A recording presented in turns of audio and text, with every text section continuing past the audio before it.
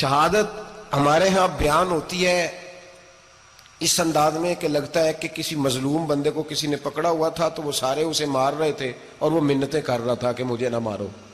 اتنی ہائے ہائے کی جاتی ہے کہ محسوس ہوتا ہے کہ امام علی مقام بڑے پریشان تھے کہ کسی طریقے سے، اور ان کا خاندان بڑا تکلیف میں تھا کہ جلدی کہیں کربلا سے نکل جائیں. حالانکہ اس دھرتی پہ، اس کائنات پہ صبر، شجاعت، استقامت اور حوصلہ جس سے کائنات سیکھے گی وہ صرف امام حسین ہی ہے. اتنے بڑے صابر آدمی کے بارے میں اس طرح کا رویہ اختیار کرنا کہ وہ تو گویا اس طرح کر رہے تھے کہ بس کسی طریقے سے میری معذرت، تو یہ امام حسین کی مظلومیت سنا کے لوگوں کو اس طرح کا کر دیا جاتا ہے. یہ انداز بتایا جاتا ہے کہ شاید واقعہ کربلا رونے دھونے کا نام ہے، حالانکہ بات یہ نہیں ہے. یزید کی لشکر جو امام حسین کے مقابلے میں آیا، امام حسین کے لشکر کی تعداد 72 تھی، تو یزید نے 22,000. مجھے بتائیے 72 کا 22,000 سے کو مقابلہ ہوتا ہے؟ عمر بن سعد نے پھر عبید اللہ ابن زیاد کو لکھا کہ 22,000 بندے تھوڑے ہیں، کچھ بندے زیادہ بھیج. تو عمر بن سعد کو عبید اللہ ابن زیاد کہنے لگے کہ تو پاگل تو نہیں ہو گیا، 72 کے لشکر کا 22,000 بھیجا، اور کتنا بھیجوں؟ تو اس نے کہا تمہیں یہ نہیں پتا یہ لوگ کون ہیں؟ یہ مولا علی شیر خدا کی اولاد ہے. ان میں ایک ایک شخص ایسا ہے جو 1,000 کے مقابلے میں لڑنا جانتا ہے. تو یہاں کمزوری دکھائی جاتی ہے. ہمارے بچے سمجھنے لگے ہیں کہ یہ شاید کوئی ایسی داستان ہے، اور اس طرح کا ماحول ٹی وی پہ میں دیکھ رہا تھا، اس طرح کا ماحول بنایا جاتا ہے جیسے کوئی خوف ہے. یعنی واقعہ کربلا کوئی ایسا واقعہ جسے دیکھ کے خوف طاری ہو جائے، بچے راتوں کو ڈریں. وہ اکیلے درخت دکھائے جا رہے ہیں اور تیر دکھائے جا رہے ہیں. او یار، کیا قوم کی تربیت کر رہے ہیں؟ واقعہ کربلا حوصلے کا نام ہے، دلیری کا نام ہے. سنیں بات اصل میں کیا تھی، بڑے ٹھنڈے دماغ سے میری بات کو سمجھیے گا. حضرت مولا علی شیر خدا کے بعد مسلمانوں کے متفقہ امیر بنے تھے حضرت امیر معاویہ. انہیں امیر کس نے بنایا تھا؟ امام حسن نے، حضرت علی کے بڑے صاحبزادے. حضرت امام حسن نے ان سے صلح کی، انہیں خلافت دی، اور صحیح بخاری میں نبی پاک نے فرمایا تھا میرا بیٹا حسن سردار ہے، جب مسلمانوں کی جماعتوں میں لہو بہ جائے گا تو حسن ان کی صلح کرا دے گا. وہ صلح امام حسن نے کرائی، جناب امیر معاویہ امیر بن گئے. حضرت امیر معاویہ رضی اللہ تعالیٰ عنہ بڑا پیار کرتے تھے نبی پاک سے، بڑا احترام کرتے تھے حضور کے خاندان کا. ان کی جو اجتہادی خطائیں ہیں وہ اپنی جگہ پہ موجود ہیں. چونکہ امام حسن نے ان سے صلح کر لی، لہذا ہم بھی ان کے بارے میں کوئی جملہ کہنے کے مجاز، ہماری مجبوری امام حسن ہے. اس لیے کہ جسے امام حسن صحیح کہے پھر امام حسن کے ماننے والے کو اسے غلط نہیں کہنا چاہیے. حضرت امیر معاویہ رضی اللہ تعالیٰ عنہ کا جب وصال ہوا تو حضرت امام حسن پہلے ہی ان سے وصال کر گئے، آپ کو زہر دے دیا گیا، آپ شہید ہو گئے. امام حسین موجود تھے. تو یزید کے بارے میں لوگوں نے کہا جناب امیر معاویہ سے کہ یہ ٹھیک ہے، مناسب ہے، اور بہادر ہے، دلیر ہے، وہ جو ہوتے ہیں نا خوش آمدی ٹولہ. تو حضرت امیر معاویہ کے گرد بھی کچھ ایسے لوگ تھے، انہوں نے آپ سے کہا کہ یزید کو نامزد کر دیں. تو آپ نے یزید کو بلایا، حوالہ مجھ سے دیکھ لیجئے گا، بلا کے فرمایا کہ 3 بندوں کے سامنے اپنی خلافت پیش کرنا، اگر وہ تجھے مان جائیں تو امیر بن جانا، نہ مانے تو چپ کر کے گھر بیٹھ جانا. وہ 3 بندے کون ہیں؟ جناب عبداللہ ابن عباس، حضرت عبداللہ بن زبیر، اور امام حسین رضی اللہ تعالیٰ عنہ. یہ وصیت فرمائی جناب امیر معاویہ. حضرت امام حسین کی وہ شخصیت تھی کہ مشکات میں حدیث ہے، نبی پاک صلی اللہ تعالیٰ علیہ وسلم کی چچی جناب ام فضل صبح صبح گھبرائی حضور کی بارگاہ میں آئیں، عرض کی یا رسول اللہ صلی اللہ علیہ وسلم آج میں نے عجیب خواب دیکھا ہے، میں ڈر گئی ہوں. حضور نے فرمایا چچی کیا دیکھا؟ عرض کی حضور میں نے دیکھا ہے کہ آپ کے وجود کا گوشت کا ایک ٹکڑا کٹ کے میری جھولی میں آ گیا ہے. حضور یہ کیا ہے؟ تو محبوب خواب سن کے مسکرائے، فرمایا چچی یہ پریشانی والا خواب نہیں، یہ تو خوشی والا خواب ہے. اللہ فاطمہ کو بیٹا عطا کرے گا اور وہ تیری گود میں کھیلا کرے گا. چونکہ وہ میرے وجود کا ٹکڑا ہوگا لہذا خواب تجھے یہ آئی ہے. تو امام حسین پیدا ہوئے، امام حسن کی عمر ابھی 11 مہینے تھی. تو نبی پاک نے امام حسین کو جناب ام فضل اپنی چچی کی گود میں دے دیا کہ فاطمہ کے لیے دونوں بچے سنبھالنا مشکل ہوگا. وہ خواب اس طرح پوری ہوئی. امام حسین سے حضور نے بڑا پیار کیا، بڑی محبت فرمائی نبی پاک سے. کچھ حدیثیں میں نے جمعے میں عرض کی تھیں. حضرت ابو ہریرہ رضی اللہ تعالیٰ عنہ کہتے ہیں یہ واحد بچہ تھا حضور کے گھرانے کا کہ میں نے دیکھا کہ نبی پاک صلی اللہ علیہ وسلم بیٹھے تھے تو یہ حضور سے کہہ رہے ہیں، نبی پاک سے، کہ نانا جی اٹھ کے کھڑے ہو. کہتے ہیں حضور کھڑے ہو گئے تو کہنے لگے میں نے آپ کے برابر جانا ہے. بچے جو مرضی ضد کر لیتے ہیں نا. قد چھوٹا تھا, عمر 7.5 سال تھی. کہنے لگے نانا میں نے برابر جانا ہے. تو نبی پاک صلی اللہ علیہ وسلم نے ہاتھ پکڑ لیے, فرمایا چل پھر ہو جا برابر. تو حضرت ابو ہریرہ کہتے ہیں انہوں نے حضور نے ہاتھ پکڑے, اوپر کھینچا تو امام حسین نے پہلے اپنے پیر حضور کے گھٹنوں پہ رکھے, پھر نبی پاک کے سینے پہ رکھے, اور جب ان کا قد سر تھوڑا سا حضور سے اونچا ہو گیا تو محبوب فرمانے لگے چل بس کر, تو نے تو کہا تھا آپ کے برابر ہونا, تو اوپر نکل گیا ہے, چل بس کر. فرماتے پھر امام حسین نے زبان باہر نکالی تو محبوب ان کی زبان چوسنے لگے, پھر ساتھ لٹا لیا اور انہیں سونگھنے لگے. تو میں نے عرض کی حضور آپ حسین کو سونگتے کیوں ہیں؟ تو فرمایا ابو ہریرہ مجھے حسین کے وجود سے جنت کی خوشبو آتی ہے, مجھے حسین کے وجود سے جنت کی. ایک دن حضور گزر رہے تھے, اصل اس طرح تھا کہ یہ نبی پاک کا حجرہ تھا. جن لوگوں کو اللہ نے مدینے کی زیارت کرائی ہے وہ جان سکتے ہیں, نبی پاک کا حجرہ تھا تو حضور کے حجرے کی اس جانب یعنی مسجد کی جو بالکل سیدھ ہے اس کی بیک میں سیدہ فاطمہ رہتی. تو حضور اکثر نہ نماز کے لیے جب نکلتے تو حضرت فاطمہ کے حجرے کے پاس سے ہو کر دوبارہ محراب میں جاتے. محبوب حجرے کے پاس سے گزرے تو امام حسین رو رہے تھے, تو حضرت فاطمہ نے کسی بات میں جھڑک دیا تو امام حسین رونے لگے. تو نبی پاک نماز کے لیے گئے تو واپس لوٹ آئے, اور واپس تشریف لا کے کہا فاطمہ حسین کو کیا ہوا؟ عرض کی یا رسول اللہ تنگ کر رہے تھے, میں نے ڈانٹ دیا ہے. کیا خوبصورت جملے ہیں حدیث پاک میں. سرکار نے فرمایا فاطمہ اس کو حسین کو نہ رونے نہ دیا کر, یہ جب روتا ہے نا تو میرے دل کو تکلیف ہوتی ہے. تو بی بی صاحبہ کہتی ہیں یہ حکم آیا نبی پاک کا میرے نام, پھر میں نے ڈانٹنا چھوڑ دیا. یہ ان کے فضائل تھے کم, ان کی تربیت خود نبی پاک نے فرمائی, خود ڈیوٹی. میں کسی منطق کا میں اب تو اللہ تعالیٰ معاف کرے, پہلے ہم لوگوں کو کہتے تھے فلانی مجلس میں نہ جانا فلانی, اب تو مصیبت بن گئی ہے, جانے کی ضرورت نہیں, ہر شے موبائل میں آ گئی. مجھے بھیجتے ہیں کہتے ہیں حضرت صاحب یہ ذرا سننا, یہ ذرا سننا.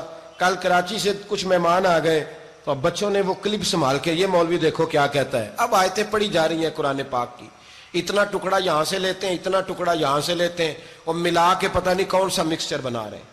کسی آیت کا ترجمہ نہیں, کوئی واضح حدیث نہیں. ایسے ہوا ہوگا, پھر اس کو اس سے جوڑ لیں تو کیا بنتا ہے, اتنی جمع کر لیں. یہ کون سا دین ہے جو توڑ مروڑ کے بیان کر رہے ہیں؟ کون سا مذہب ہے؟ دین تو واضح کھلی کتاب ہے. اب ہمارا یہ شوق ہے, ہم ہر تماشا دیکھنا چاہتے ہیں, ہم اپنے لوگوں کی قدر نہیں کرتے, اور بڑی بڑی دور جا کے ہم غلط معاملات میں جاتے ہیں, پھر ذہن ہمارے شکوک کا شکار ہوتے ہیں. ہمیں سمجھنا چاہیے کوئی ایسی کسی دلیل کی ضرورت نہیں ہے. جب ان کے واضح چیزیں ان کی کتابوں میں موجود ہے, حدیث میں موجود ہے, قرآن مجید میں ان کے فضائل کھل کے موجود ہے, تو دور جانے کی کیا ضرورت. حضور ان کی ٹریننگ کراتے تھے. پہلی بات تو یہ ہے کہ نبی پاک نے دعا مانگی تھی, یا اللہ میرے گھر والوں کو زیادہ روزی نہ دینا, انہیں ایک وقت روٹی دینا, ایک وقت کی بھوک دینا. یہ جو 10 دن کربلا میں انہیں ٹینشن نہیں نہ ہوئی, انہیں عادت تھی فاقہ کرنے کی, انہیں 3 دن وصلی روزے رکھنے کی عادت تھی. پہلی بات. دوسرا یہ کہ جہاد کی تربیت حضور خود کراتے تھے. حضرت فاطمہ زہرا کہتی میں پردے کے پیچھے دیکھ رہی تھی, نبی پاک نے امام حسن اور حسین سے فرمایا چلو میرے سامنے کشتی لڑو. تو دونوں حضرات آپس میں جب کشتی لڑنے لگے تو نبی پاک نا امام حسن کو کہتے ہیں حسن حسین کو ٹانگوں سے پکڑو, حسن حسین کو پیچھے سے پکڑو. جب نبی پاک بار بار امام حسن کو بتا رہے تھے تو سیدہ پیچھے سے بول پڑی, کہنے لگی یا رسول اللہ آپ چھوٹے کو بتائے, آپ بڑے کو بتا رہے. بڑا تو پہلے 11 مہینے بڑا ہے, تو آپ چھوٹے کو بتائے بڑے کو بتا رہے. تو فرمایا فاطمہ تو چپ کرنا, جو میں دیکھ رہا ہوں تو نہیں نہ دیکھ رہی, ایک کو میں بتا رہا ہوں دوسرے کو جبریل امین بتا رہے ہیں. تو یہ حضور نے اپنے سامنے ان کی تربیت کی, ٹریننگ. ہوا یہ کہ یزید جب امیر بنا نا, 2-3 چیزیں ہوتی ہیں جب کسی بندے کو قابو کرنا ہوتا ہے, 2-3-4-5 چیزیں ایسی ہوتی ہیں جس سے بندہ قابو آتا ہے. تو اس نے بھی فوری طور پہ یزید نے دیکھا میرے لیے مسئلہ کیا بن سکتا ہے. ولید بن عتبہ اس وقت مدینے کا گورنر تھا. یزید نے اس کو خط لکھا کہ امیر عرب کا رواج آج بھی ہے کہ جب تک نئے خلیفہ کی بیعت نہیں ہو جاتی پرانے کے انتقال کی خبر ہی نہیں دیتے, اس کو رکھے رکھتے ہیں. یہ ان کا طریقہ ہے. وہ کہتے ہیں کہ ولی عہد اچھی طرح قبضہ کر لے پھر بتائیں گے. حضرت امیر معاویہ کا وصال ہو گیا, بتایا نہیں. یزید نے اب کیا کیا, چونکہ بڑا چلاک آدمی تھا, بڑا شاطر تھا, بڑا تیز تھا, اس نے ولید کو خط لکھا, کہنے لگا کہ فوری طور پہ عبداللہ ابن عباس کو بلاؤ اور اسے کہو میری بیعت کریں. یہ جو بیعت ہوتی تھی نا، یہ بھی سن لے کیا ہوتی تھی. یہ بیعت حلف ہوتا تھا کہ میں اللہ رسول کے نام پہ حلف دیتا ہوں کہ میں یزید کی اطاعت کروں گا، میں اس کے خلاف کوئی بغاوت نہیں کروں گا. کوئی یہ بیعت لوگ سمجھتے ہیں کہ بس ہاتھ پکڑنے کا نام بیعت تھا. اس بیعت کا متبادل جمہوری ملکوں کے اندر ووٹ آیا ہے.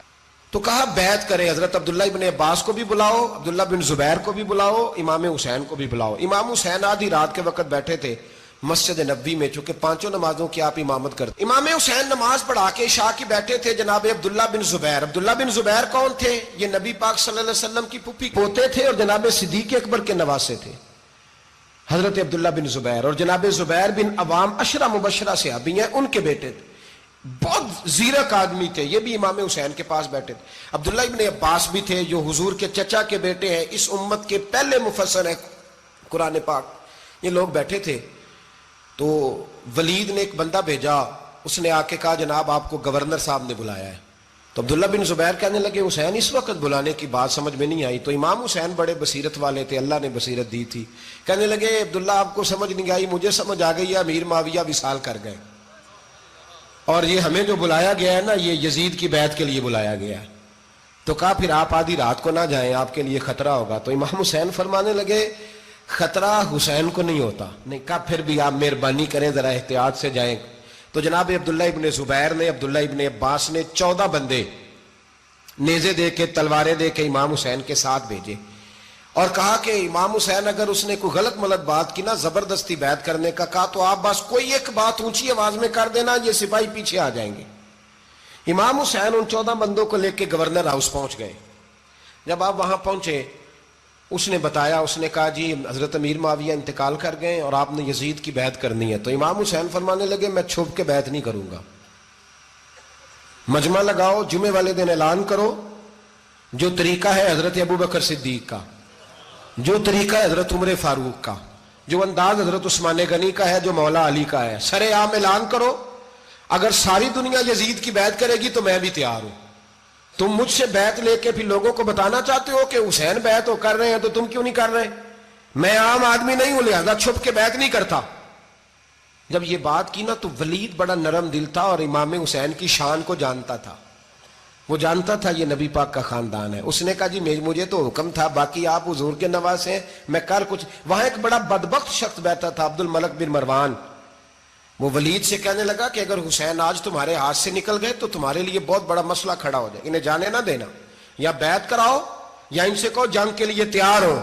تو امام حسین رضی اللہ تعالیٰ عنہ کے کانوں میں آواز گئی تو فرمانے لگے ابن مرجانہ، اگر تیرے اندر جرت ہے تو آ سامنے حسین کے، اس کے کانوں میں باتیں نہ کر، کانا پھوسی نہ کر، باہر آ میدان میں، شرارت نہ کر، باہر آ.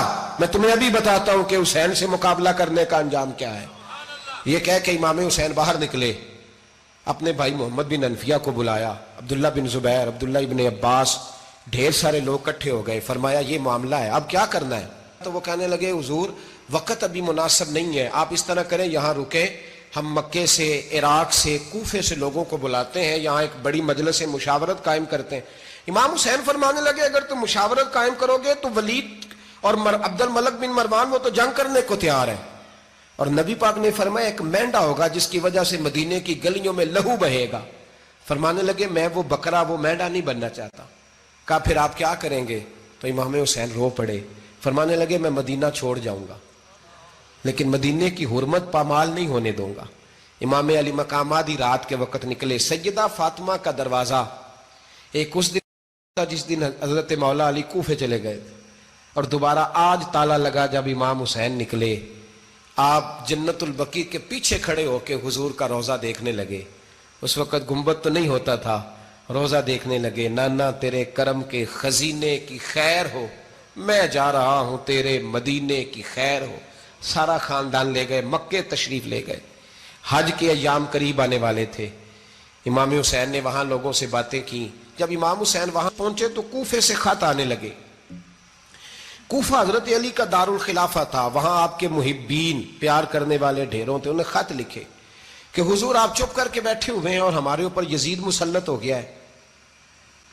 آپ اگر میدان میں نہیں نکلیں گے، آپ نہیں آئیں گے تو ہم اللہ کی بارگاہ میں شکوہ کریں گے کہ کوئی ہماری کمان کرنے کو تیار ہی نہیں ہوا. اور وہ خط 1 2 3 نہیں آئے, وہ خط اتنے تھے کہ 3 بوریوں میں بھرے تھے امام حسین نے, 3 بوریوں میں. اب مجبوری ہو جاتی ہے, حق کے لیے کئی دفعہ بات کرنا مجبوری ہوتی ہے, اگر نہیں کرے گا تو پھر اس کو بھی قبر میں جواب دینا پڑے گا. امام علی مقام رضی اللہ تعالی عنہ نے مکے میں اب لوگوں کو جمع کیا مشورے کے لیے. ہر بندے نے کہا حضور وہ بلا تو رہے ہیں پر اپنے وعدوں کے پکے. کہا حضور وہ پکے نہیں, آپ نہ جائیں. ہر بندے نے کہا حالات ٹھیک نہیں, حالات گراؤنڈ ریالٹی صحیح نہیں. یہی مشورہ آج بھی ہر بندہ دیتا ہے, ابھی حالات نہیں. اتنے خراب حالات کبھی نہیں ہوئے تھے جتنے امام حسین کے دور میں تھے. لیکن فرمایا میں دین کے خلاف غلط حکمران کو مسلط ہونے کی اجازت, بول کے بتائیے, بول کے, غلط حکمران کو مسلط ہونے کی اجازت, مزاحمت کروں گا, مخالفت کروں گا. امام کہنے لگے کوئی بات نہیں, وہ میرے ساتھ چلے نہ چلے لیکن میں کوفے جاؤں گا. وہ لوگ میرے ساتھ کھڑا ہونے کو تیار ہے تو وہ جھوٹ ہے یا سچ ہے پر میں چلوں گا. جب امام علی مقام نے اصرار فرمایا تو جو آپ کے قریبی صحابہ کرام کی اولادیں تھی ساری, یہ بھی اب بیماری ہے. کچھ لوگ کہتے ہیں جی صحابہ نہیں ساتھ چلے, تو میں کہتا ہوں اہل بیت نبوت کے تو کل افراد 21 تھے, تو 72 میں باقی اولادیں کس کی تھی؟ وہ ساری صحابہ کی اولادیں تھیں. وہ سارے, پتہ نہیں کیوں اس طرح کا فلسفہ بیان کیا جاتا ہے جس میں حالات خراب ہو. حضرت سیدنا امام علی مقام کو جب بہت زیادہ کہا گیا نا, تو امام حسین رضی اللہ تعالیٰ انہوں نے فرمایا چلو میں ایک کام کرتا ہوں, مسلم بن عقیل کو بھیجتا ہوں. حضرت علی کے بھتیجے ہیں, امام حسین رضی اللہ تعالیٰ عنہ کے چچا کے بیٹے ہیں, حضرت عقیل کے صاحبزادے مسلم بن عقیل. بڑے سمجھدار آدمی تھے, معاملہ فہم تھے, بڑے جری تھے.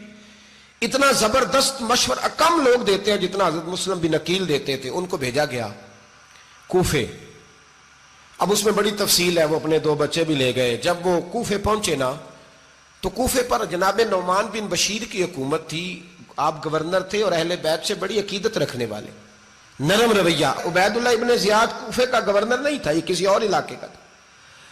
جب آپ وہاں پہنچے تو نعمان بن بشیر نے دیکھا کہ حضرت مسلم بن عقیل آئے ہیں, تو لوگ دوڑے ان کی بیعت کرنے, بھاگے. اتنے لوگ جمع ہوئے کہ ایک دن میں 17,000 آدمی نے بیعت کر لی. کتنے بندے جی؟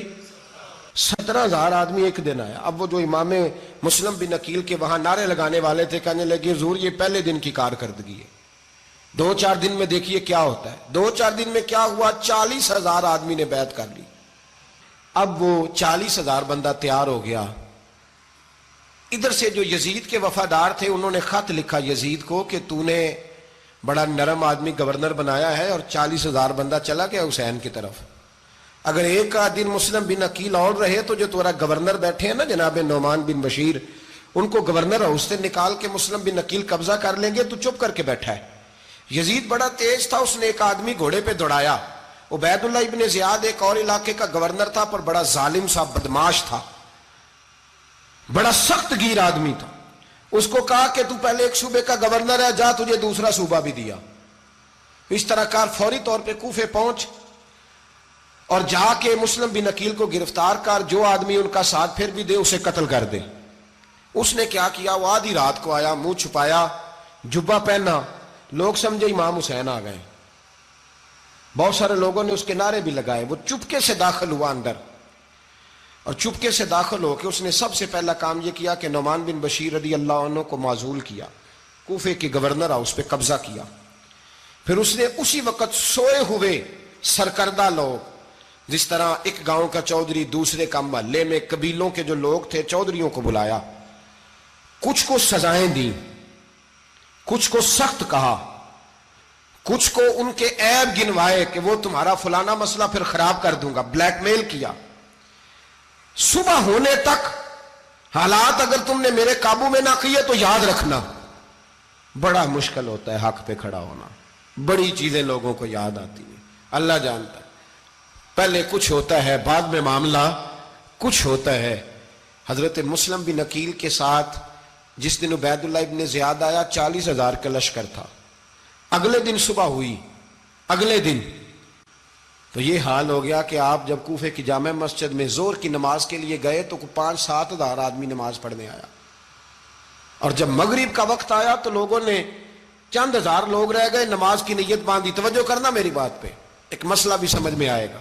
لوگوں نے نماز کی نیت باندھی تو حضرت مسلم بن عقیل امامت کر رہے ہیں, ہاتھ باندھے ہوئے ہیں, تو بہت سارے لوگوں نے پیچھے ہاتھ چھوڑ دیے.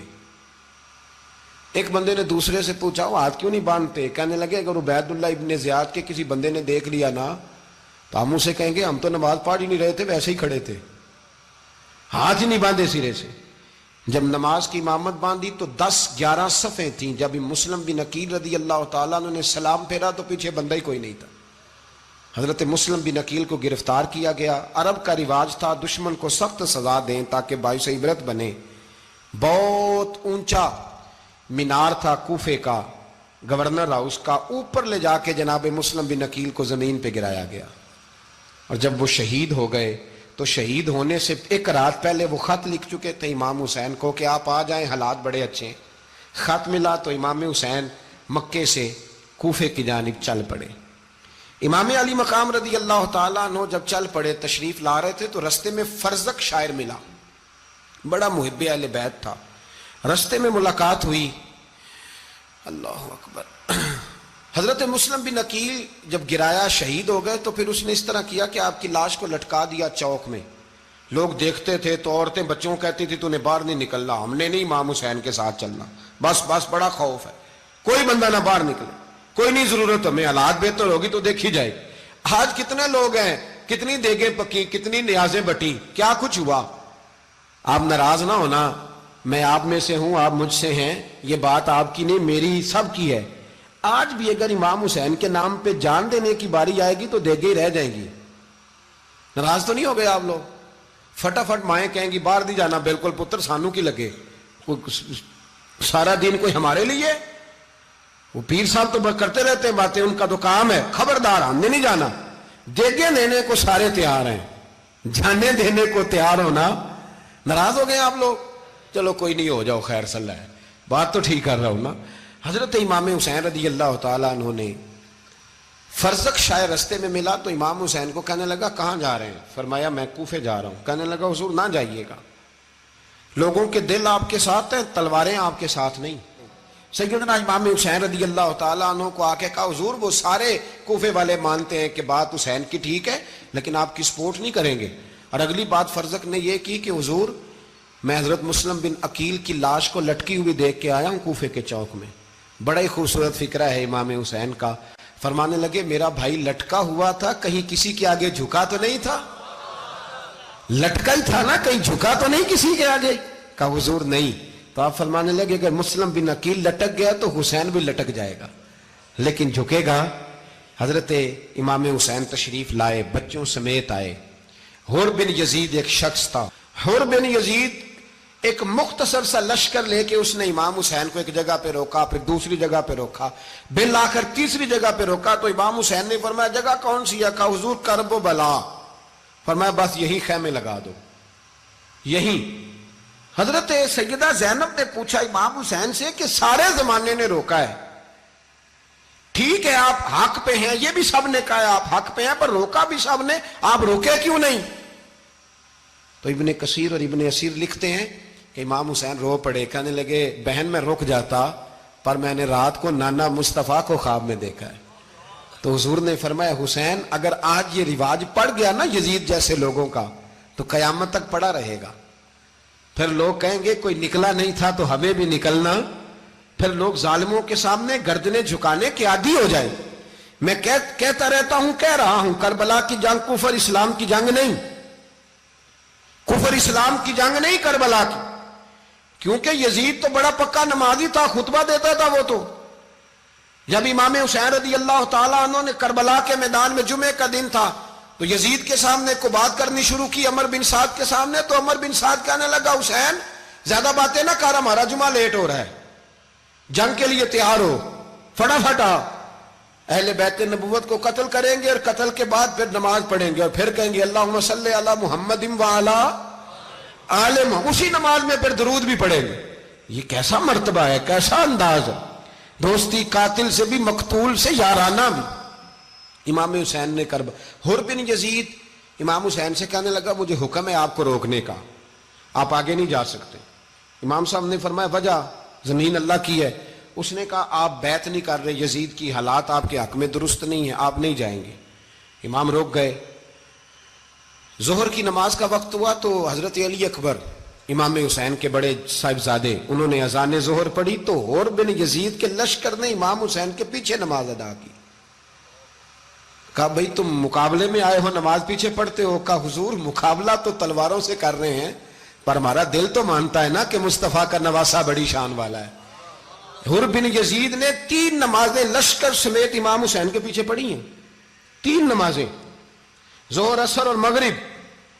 پھر امام حسین کے سامنے شرائط پیش کی کہ آپ کو یہاں گھیر لیا گیا ہے, یہاں آپ بیعت کریں گے, یہاں جنگ کریں گے, 2 ہی باتیں. امام حسین نے فرمایا نہیں بھائی بیعت تو میں نہیں کرتا, اس کے علاوہ تم جو کہتے ہو میں کرنے کو تیار ہوں. اس نے خط لکھا, عبید اللہ ابن زیاد کو ایک بندہ دوڑایا پیچھے, کوفے چند میل پہ کوفہ تھا. کہا وہ نہیں مان رہے, کیا کرنا ہے؟ تو حسین ابن علی ہے, میں زیادہ دیر انہیں روک بھی نہیں سکتا. انہوں نے پیغام دیا حر بن یزید کو کہ کرنا کچھ بھی نہیں, ان کا پانی بند کر دو, بلیک میل کرو, کھانا پانی نہیں ملے گا, چھوٹے چھوٹے بچے ہیں, خود ہی مان جائیں گے. حضرت امام علی مقام کے بارے میں حر کے پاس جب یہ پیغام آیا تو حر کہنے لگا میری طبیعت نہیں مانتی حسین پر پانی بند کروں, دل نہیں مانتا. جب یہ لفظ کہے نا دوبارہ تو پھر عبید اللہ ابن زیاد نے عمر بن سعد کو 10,000 آدمی دے کے بھیجا. کہا حر بن یزید لچک دکھا رہا ہے حسین کے حق میں. ایک رے کا علاقہ تھا, بڑی وہاں فصل ہوتی تھی, لوگ کوشش کرتے تھے وہاں کا گورنر بننے کی, کوشش کرتے تھے. تو عبید اللہ ابن زیاد کہنے لگا تمہیں رے کی گورنری ملے گی, سب سے سرسبز و شاداب علاقہ, تمہیں وہاں کا گورنر بنایا جائے گا اگر حسین کے خلاف لڑو گے. یہ اتنی زبردست ہوتی ہیں گورنریاں کہ گورنریوں کے لیے لوگ نسل رسول کے خلاف بھی نکل آتے ہیں. یہ اتنی تگڑی ہوتی ہیں, اتنی جلدی وفاداریاں بدلتی ہیں. وقت اتنا نہیں کہ میں مزید تفصیل میں جاؤں. امام حسین کو روک لیا گیا, عمر بن سعد نے روک لیا. 1 محرم کو امام آئے, 7 محرم تا روکا گیا, 7 محرم کو پانی بند کر دیا. جانور پانی پیتے تھے, گھوڑے پیتے تھے, کتے پیتے تھے, لیکن مصطفیٰ کے گھرانے کو پانی پینے کی اجازت. 3 دن تک پانی بند رہا. 9 محرم کو عمر بن سعد نے اور لوگ بلائے. شمر ایک بڑا سخت آدمی تھا, سنگ دل بدبخت, جس نے حضرت علی اصغر کے گلے پر تیر مارا تھا, وہ اور لشکر لے کے آیا. رات کو کہنے لگا امام حسین رضی اللہ تعالیٰ عنہ سے کہ بس بڑا ہو گیا, یہ 9-10 محرم کی درمیانی رات, یہاں آپ جنگ کریں گے یا آپ بیعت کریں گے, 2 ہی باتیں. امام حسین اندر گئے, سیدہ زینب سے مشورہ کیا, باہر آئے, فرمایا بات وہی ہے جو پہلے دن والی ہے. امام حسین رضی اللہ تعالیٰ عنہ نے فرمایا بھئی بیعت تو میں نہیں کرتا, باقی جو تمہارا پروگرام ہے. شمر اور ابن سعد کہنے لگے پھر جنگ کے لیے تیار ہو جائیں. کیا انداز ہے امام حسین کا. فرمانے لگے کل جنگ کروں گا, مجھے پتا تو ہے جنگ کا نتیجہ کیا نکلنا ہے, 1 رات مجھے دے دو تاکہ میں کھل کے اپنے رب کی عبادت تو کر لوں. حسین نے جانا ہے, مجھے پتا ہے کل رزلٹ 72 اور 22,000 کا کیا 1 رات مجھے دو, میں مالک سے راز نیاز تو کروں. میں گویا اس سے پوچھوں تو صحیح کہ مالک میرے والد بھی شہید ہیں, بھائی بھی شہید ہیں, نانا کو بھی دکھوں میں دیکھا ہے, تو اب میری باری ہے تو مالک میں حاضر ہوں, مجھے موقع تو دو. اس لیے کہ میرے نانا نے بدر میں بھی ساری رات عبادت کی تھی, صبح مجھے موقع دو. اور دنیا کا اصول ہے جب کوئی موقع مانگتا ہے تو دیا جاتا ہے. یہ دونوں کہنے لگے کوئی موقع نہیں. حر بن یزید پیچھے سے بولا, کہنے لگا نہیں بدتمیزی نہ کرو, حسین کو موقع دو, تمہیں دینا پڑے گا. موقع دیا. حر بن یزید نے پھر منت کی, کہا حضور آپ مہربانی کریں مان جائیں. فرمایا ماننے والا کھاتا کوئی نہیں. یہ بڑا مشکل کام ہے بھائی. ضمیر کا سودا اب تو عام ہو گیا, بازار لگتے ہیں, ریٹ لگتے ہیں, اپنی اپنی چاہتوں پہ لوگوں نے اپنے اپنے انداز سجائے ہوئے. کوئی آدمی بس اچھے طریقے سے نام لے لے تو بس ہم اس کے پیچھے چل جاتے ہیں. اب تو عام ہو گیا یہ معاملہ. امام حسین نے فرمایا ہو ہی نہیں سکتا, ممکن ہی نہیں ہے. ساری رات عبادت میں گزری, ریاضت میں گزری. تہجد کا وقت ہوا تو گھر والوں کو بلایا, فرمایا دیکھنا تمہاری سی کی آواز نہ باہر آئے, خبردار سی کی آواز نہ آئے. اور امام زین العابدین سے فرمایا تو بیمار ہے, تو جہاد نہیں کرے گا, لیکن خیال رکھنا پیچھے. اور بڑی قیمتی بات بتا رہا ہوں, ہماری بیویاں کسی کے گھر میت ہو جائے تو 4 دن بخار نہیں اترتا, امام علی مقام نے سیدہ زینب سے فرمایا تو بڑی ہے، میری بہن ہے، پیچھے سارے بچے ہیں، جوان ہیں، ان کے حوصلے تیری ذمہ داری ہیں۔ صبح جنگ کا طبل بجنے لگا، فجر کی نماز پڑھی، سورج چڑھا، 10 محرم کا دن، جمعے کا وقت، جناب سیدنا امام حسین رضی اللہ تعالیٰ عنہ نے ریت پر سجدے کیے، لمبے سجدے، لمبی نماز، سورۃ الشمس کی آیات دوسری رکعت میں پڑھی تو سارا کربلا گونجنے لگا۔ کیا انداز تکلم تھا امام علی مقام کا۔ نماز مکمل ہوئی تو حور بن یزید، عمر بن سعد اور شیمر سے کہنے لگے واقعی حسین سے لڑو گے؟ پتہ نہیں کون ہے۔ قُلْ لَا أَسْأَلُكُمْ عَلَيْهِ أَجْرًا، تم نے نہیں پڑھا إِلَّا الْمَوَدَّةَ فِي الْقُرْبَى، تمہاری آنکھیں بند ہیں، الحسن والحسین سید الشباب اہل جنہ، تمہیں نہیں پتا؟ کہنے لگا چپ کر، حکومت نظر آ رہی ہے۔ اور بن یزید کہنے لگے پھر میرا بھی فیصلہ سنو، مجھے حکومت نہیں چاہیے، مجھے جنت چاہیے۔ حکومت نہیں چاہیے۔ امام حسین کی پہلی فتح دیکھیں، اور بن یزید ایڑی لگا کے نا یزید کے لشکر سے نکل کے امام حسین کے لشکر میں شامل ہو گیا، اور پہلا شخص جس نے امام حسین کو روکا، امام حسین کے نام پر پہلا سر بھی اسی شخص نے کٹایا ہے۔ لیکن یزید کی قبر پہ لعنت بھی کوئی نہیں برساتا، اس کا محل تھا بہت بڑا، لیکن جب لوگ کربلا میں امام حسین کو سلام کرنے جاتے ہیں تو قدموں میں حور بن یزید کا مزار بھی بنا ہوا ہے، اس کو بھی سلامی دی جاتی ہے۔ اور اب ہم اکیلا حور بن یزید نہیں کہتے، ہم کہتے ہیں حور بن یزید رضی اللہ تعالیٰ۔ اب ہم اتنی تعظیم کرتے ہیں اس حور کی۔ جناب امام حسین کو میدان میں کھڑا کیا گیا، جہاد کا طبل بجا، پہلے خدام آئے، اور سن لو آج وہ پتہ نہیں بازاری سے لوگ چڑھ گئے اسٹیجوں پہ، بازاری سے، نہ چہرے پہ داڑھی ہے نہ سر پہ کوئی کپڑا ہے، بازاری لوگ ہیں، بھاگ رہے ہیں، بازو چڑھائے ہوئے ہیں، بٹن کھولے ہوئے ہیں، تماشا بنا دیا۔ سننے والوں کا بھی اللہ ہی حافظ ہے، وہ سٹیج پہ یہ اہل بیت کی شان بیان کرتا ہے، بھاگ کے ادھر جاتا ہے، یہ کوئی طریقہ ہے؟ سننے والوں کا بھی عجیب انداز ہے، ہر بندے کو سننے بیٹھ جاتے ہیں۔ دین مہذب ہے، تہذیب والا ہے، دلائل رکھتا ہے، دین وقار رکھتا ہے، ایسے لوگ اب دین بیان کریں گے؟ حضرت سیدنا امام حسین رضی اللہ تعالیٰ عنہ صبح جب جہاد کا وقت آیا، پتہ کون کون تھے کربلا میں؟ امام حسین کے ساتھ امام حسین کے 4 بھائی تھے کربلا میں۔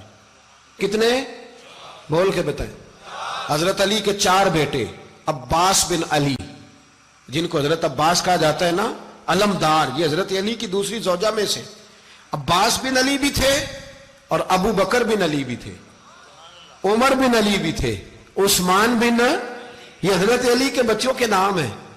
یہ آپ کے شہزادے امام حسین کے ساتھ شہید ہوئے، ان کا نام صرف اس لیے نہیں لیا جاتا کہ ان کا نام خلفائے ثلاثہ کے نام پہ، حضرت علی نے اپنے یاروں کے نام پہ رکھا ہے، تو تم نے کربلا کے میدان سے خارج کر دیا۔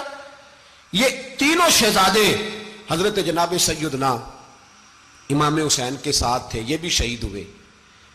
حضرت جناب زینب امام حسین کی سگی بہن ہے،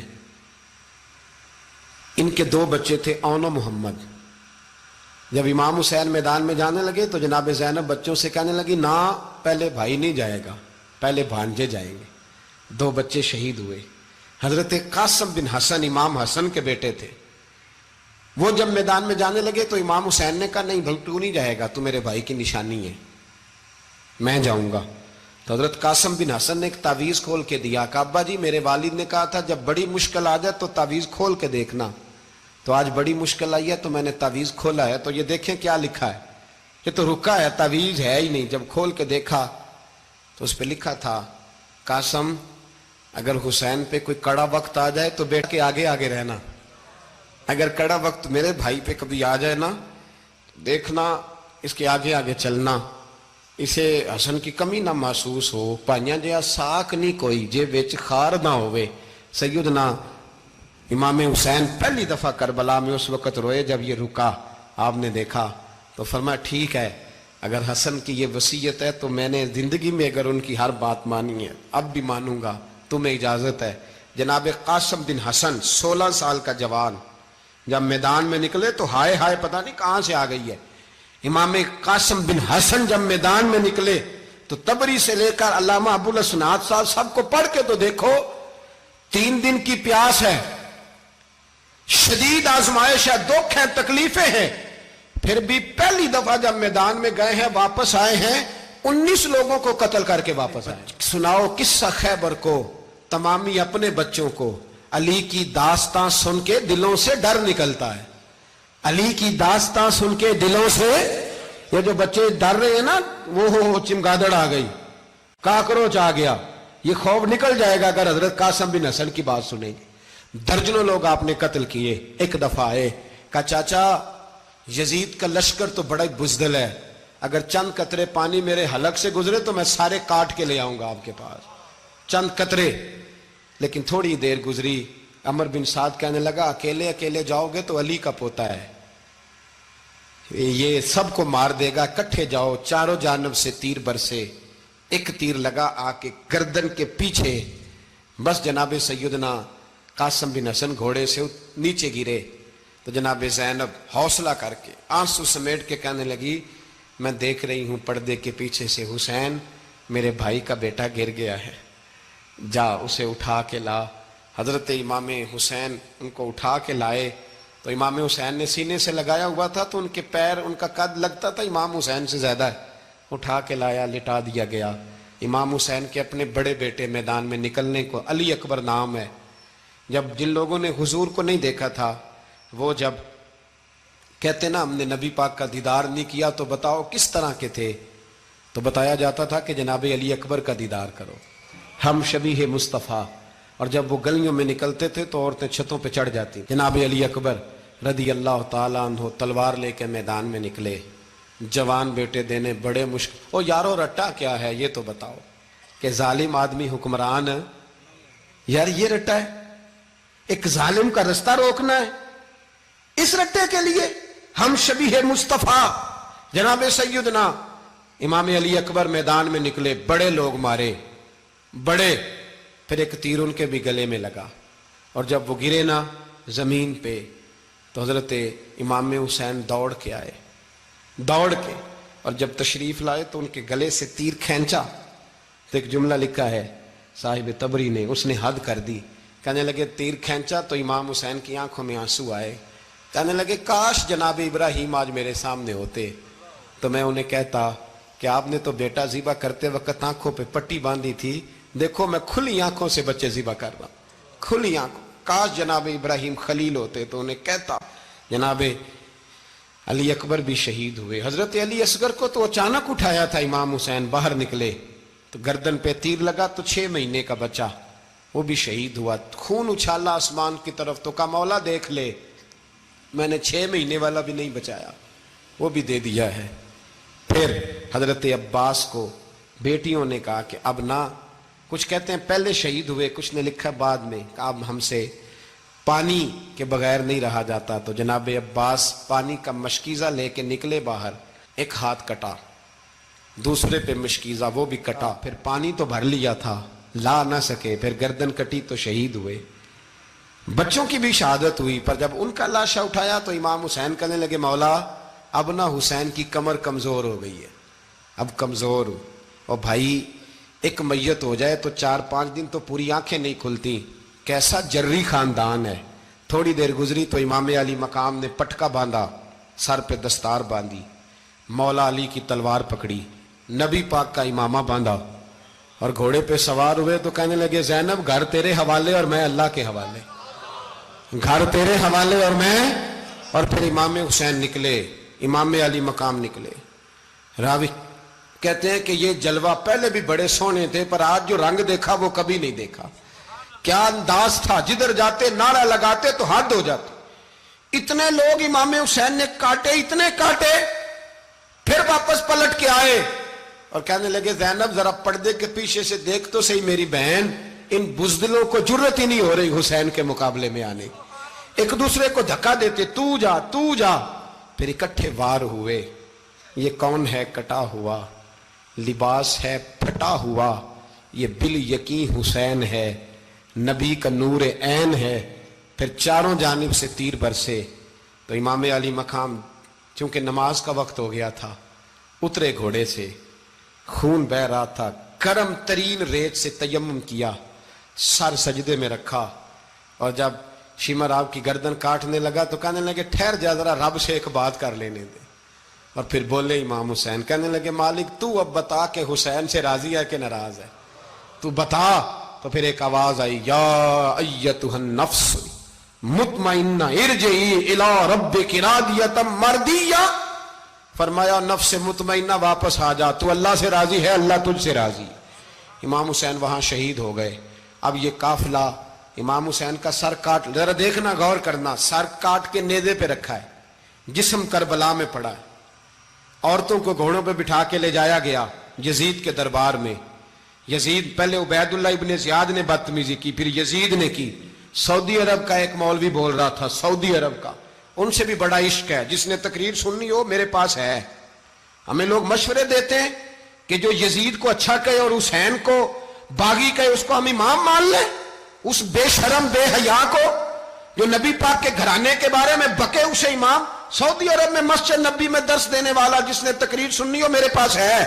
وہ کہتا ہے یزید تو بڑا اچھا آدمی تھا, اس نے تو بڑی خدمت کی, تو میں نے اسے کہا رشتہ داری کر لیا یزید کے ساتھ, قریب ہو جا. شرم نہیں آتی؟